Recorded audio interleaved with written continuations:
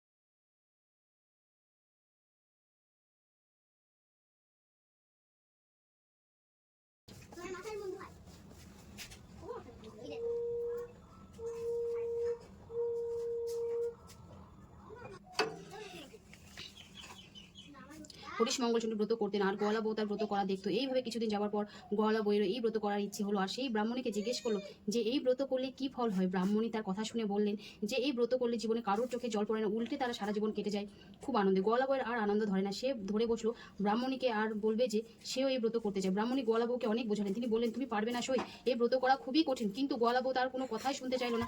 শেষ পর্যন্ত ব্রাহ্মণী বাধ্য হয়ে তাকে ব্রতের সব কথা বলে দিলেন। এরপর বৈশাখ মাস পড়ার সঙ্গে সঙ্গে গোয়ালা বউ এই হরিশ মঙ্গলচন্দ্র ব্রত করতে আরম্ভ করে দিল।